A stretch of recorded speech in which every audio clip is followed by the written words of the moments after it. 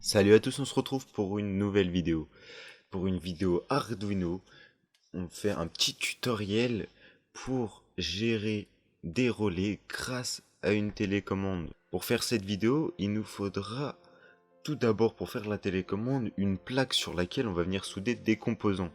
Un Arduino Nano, c'est les tout petits, c'est hyper efficace. Des pins femelles pour venir mettre les composants dessus. Là, on va mettre l'Arduino dessus, ainsi qu'une pile 9 volts, et ce qui va nous permettre de relier l'Arduino à la pile 9 volts, ainsi que des petits interrupteurs poussoirs, et vous pouvez voir aussi un interrupteur de position, ce sera pour allumer et éteindre l'Arduino, ainsi que un récepteur et un émetteur 433 MHz, il me semble. Je vous mettrai de toute manière tous les liens en description. Tout d'abord, je vais couper les pins femelles pour qu'ils s'adaptent parfaitement à l'Arduino. Par la suite, je vais venir poser l'Arduino sur cette plaque, en fait, et je vais venir souder le tout avec mon fer à souder et un petit peu d'étain. Et ça va me permettre, en fait, si j'ai un problème sur mon Arduino qu'il est cassé ou n'importe quoi, ou que j'ai besoin d'utiliser cet Arduino, de l'enlever en fait du circuit imprimé que je vais faire. Parce que je vais souder tous mes composants sur cette plaque en fait. Et si j'ai un problème avec l'Arduino, il faut que je puisse l'enlever. C'est ça l'intérêt de ces pins femelles. Une fois cela fait, je me saisis de mes petits interrupteurs poussoirs que je vais utiliser comme interrupteur sur ma télécommande.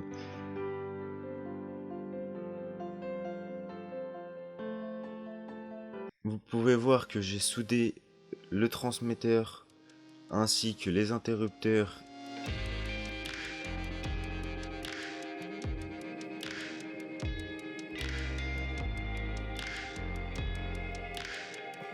et ce qui va nous permettre de relier la pile à l'Arduino. Vous pouvez voir que les deux fils là qui partent, c'est les fils sur lesquels je vais relier justement l'interrupteur. Et cet interrupteur là, je vais le positionner à ce niveau là sur ma plaque, mais bien évidemment j'étais obligé de la découper pour que l'interrupteur s'intègre le mieux possible à l'intérieur de mon circuit. Vous pouvez voir que du coup je suis venu souder un fil au milieu de l'interrupteur et un autre sur un des extérieurs de l'interrupteur. Après, je vais pas m'amuser à vous expliquer un par un en vous montrant chaque fil comment j'ai soudé telle et telle chose, parce que ça sert à rien de toute manière. Personne fera forcément pareil selon la place qu'on a, etc. C'est pour ça qu'à la fin de la vidéo, je vais vous mettre les deux schémas, le schéma du récepteur et le schéma du transmetteur, donc la télécommande. Du coup, vous verrez un peu comment j'ai fait si vous voulez adapter ce que j'ai fait dans un projet en fait. Parce que ça sert à rien de vous expliquer fil par fil, de vous dire ça j'ai fait ça, ça j'ai fait ça, en sachant que vous ferez sans doute pas de la même manière.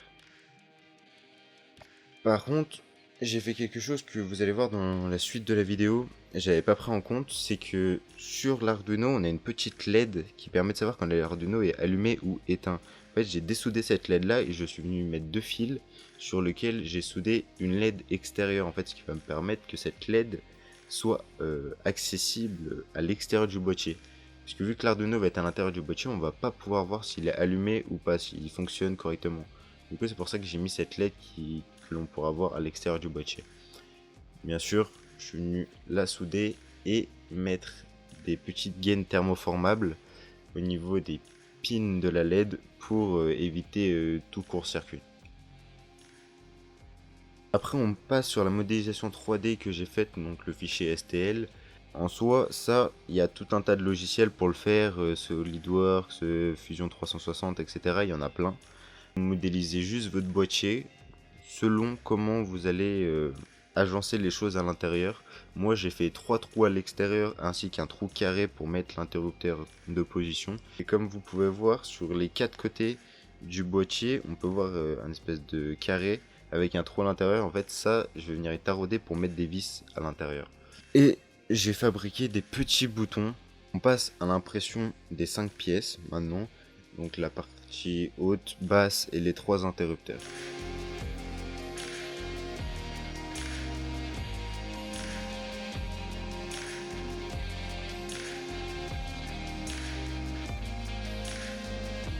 Comme vous pouvez voir, L'impression est relativement correcte. On peut voir la partie haute, la partie basse, ça c'est ce que je vous ai expliqué tout à l'heure.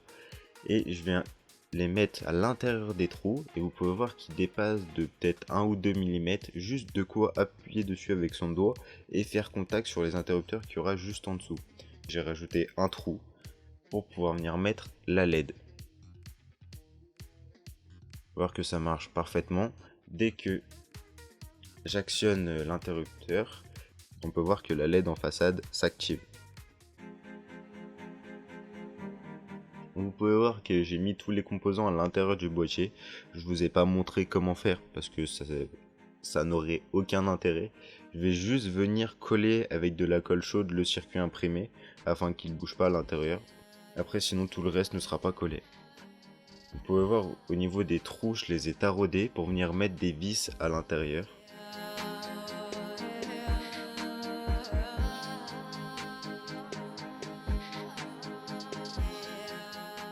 Bon, ces vis étant trop longues, je les ai raccourcies. Et voilà le boîtier fini, la télécommande avec le petit câble, la petite antenne qui dépasse. Et le port USB avec le bouton marche arrêt, etc.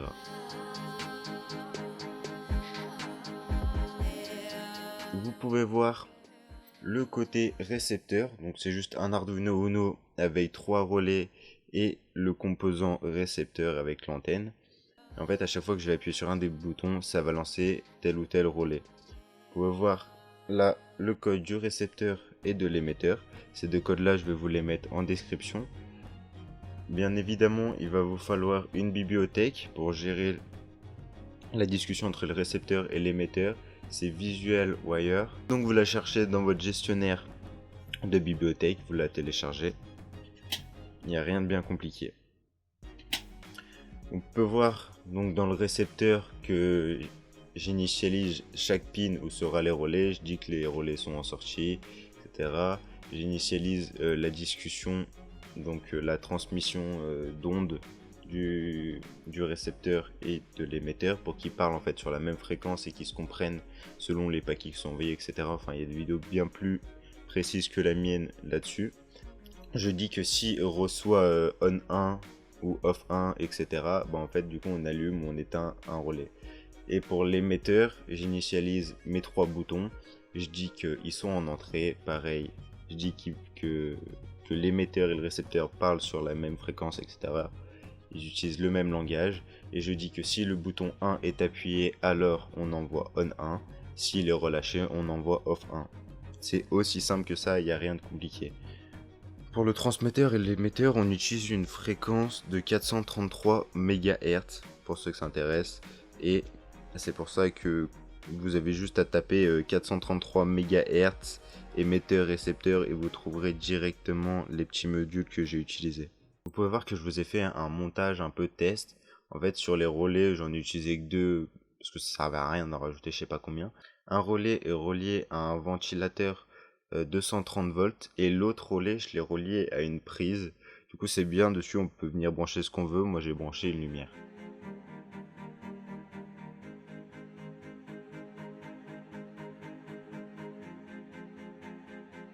On voit que quand j'appuie sur le bouton du haut on allume la lumière et quand j'appuie sur le bouton du bas ça lance le ventilateur.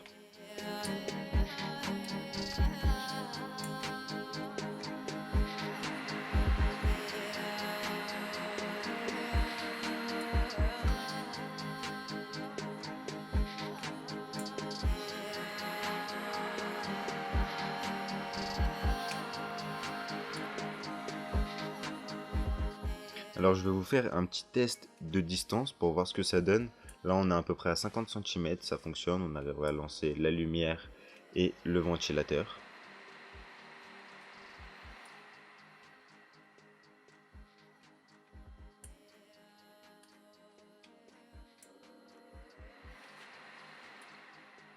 On va s'éloigner de quelques mètres, de 2, 3, 4 mètres. On peut voir que la lumière fonctionne toujours, ainsi que le ventilateur. On réitère, on est à une petite dizaine de mètres, genre 6 mètres à peu près. ça fonctionne toujours. On recule encore un peu, on est à 7-8 mètres. Ça fonctionne toujours parfaitement. On peut voir qu'il y a un peu de latence, mais ça va. Et quand on se met à un peu plus d'une dizaine de mètres, les choses fonctionnent toujours aussi bien. On peut voir que cette fabrication est efficace, on va pouvoir déclencher des choses à distance, l'allumage d'explosifs ou de gaz, etc. Enfin, tout ce qui peut être un peu dangereux si on est trop près.